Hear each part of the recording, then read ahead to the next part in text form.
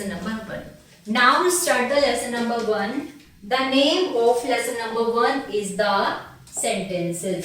चलिए lesson number 1 पढ़ते हैं जिसका नाम है the sentences। पर आ जाइए।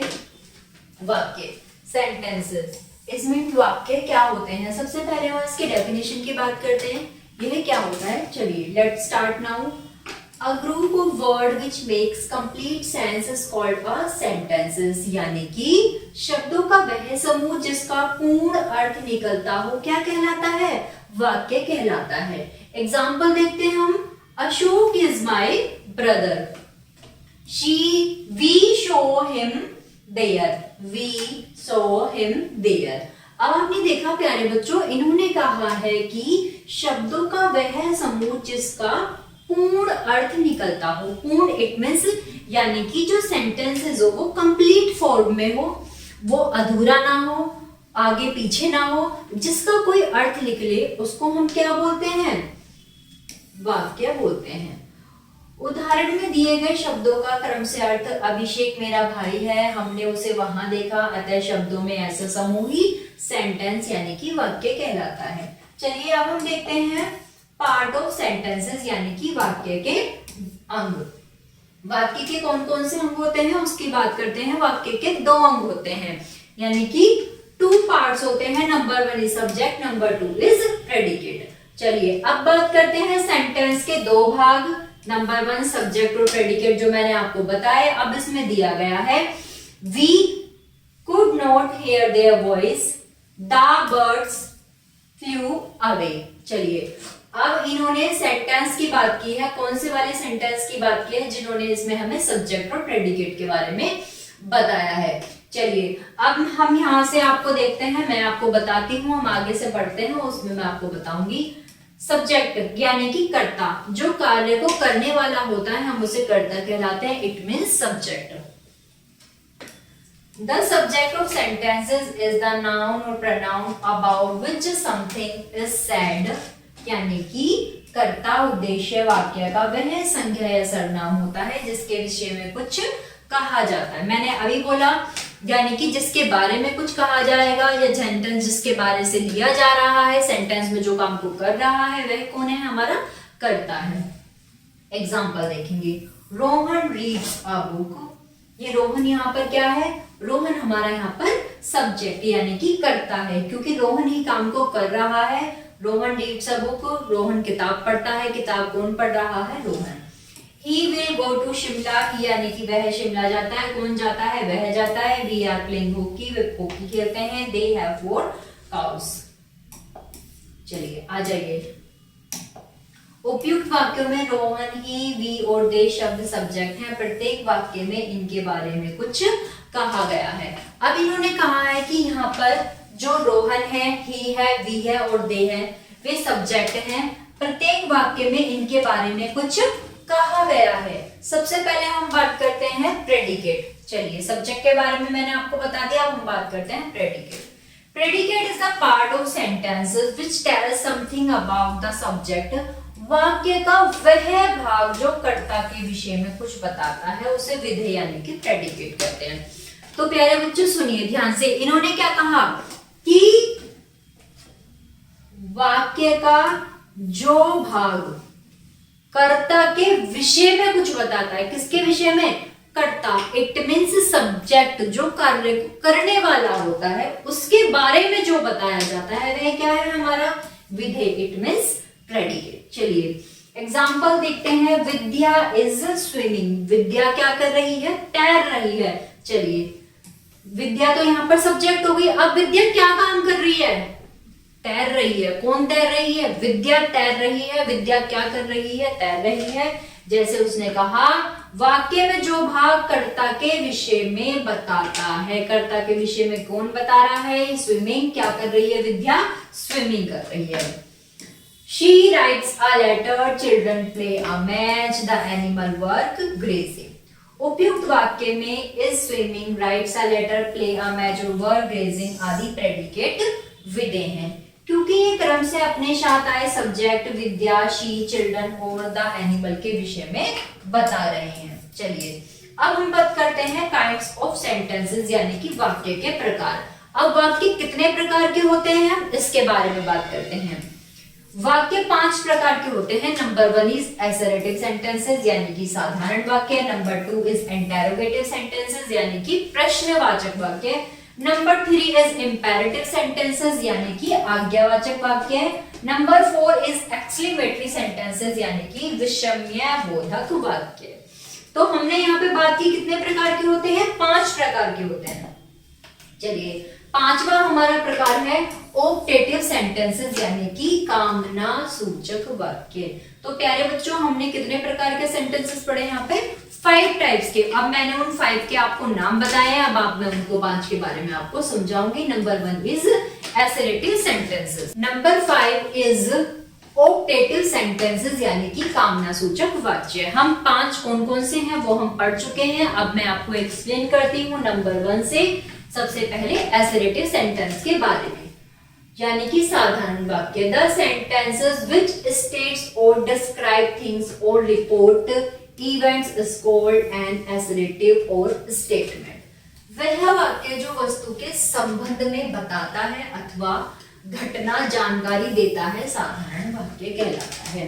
तो प्यारे बच्चों, इसने क्या कहा, इसने कहा कि वह वाक्य जो वस्तु के संबंध में, किसके बारे में, वस्तु के संबंध में बताता है और घटना की जानकारी देता है, क्या कहलाता है, साधारण वाक्य कहलाता है। चलिए बात करते हैं example. I am a student, she is a teacher, they are not studying, we are laborious. चलिए, अब इन्होंने कुछ विशेष पर ध्यान देने के लिए कहा है। असर्टिव सेंटेंसेस में सबसे पहले सब्जेक्ट, फिर वर्ब तथा उसके बाद ऑब्जेक्ट लिखते हैं। इन वाक्यों के अंत में फुल स्टॉप लगाते हैं।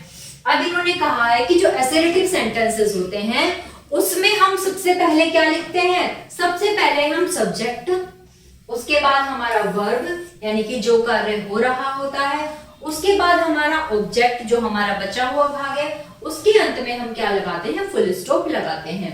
नंबर 2 पर आ जाइए। इंटेरोगेटिव सेंटेंसेस, इट मींस प्रश्नवाचक वाक्य। The sentences which ask question about something is called interrogative sentences। वह वाक्य जिनमें कोई प्रश्न पूछा जाता है उसे प्रश्नवाचक वाक्य कहते हैं। इन्होंने क्या कहा, इंटेरोगेटिव यानी कि प्रश्नवाचक। प्यारे बच्चों, प्रश्नवाचक से ही आपको इतना समझ में आ जाना चाहिए, प्रश्नवाचक यानी कि किसी से प्रश्न पूछना।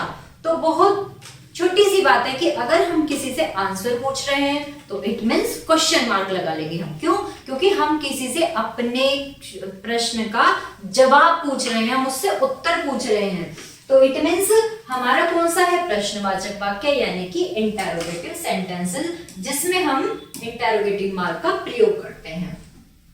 वह वाक्य जिसमें कोई प्रश्न पूछा जाता है क्या कहलाता है, प्रश्नवाचक वाक्य कहलाता है। Example is, where do you live, she is playing football, what is your father, where they study। चलिए नेक्स्ट विषय पर आ जाइए। इंटेरोगेटिव सेंटेंस में सबसे पहले क्वेश्चन वर्ड, प्रश्न सूचक शब्द तथा हेल्पिंग वर्ब, सहायक क्रिया को सब्जेक्ट से पहले लगाते हैं।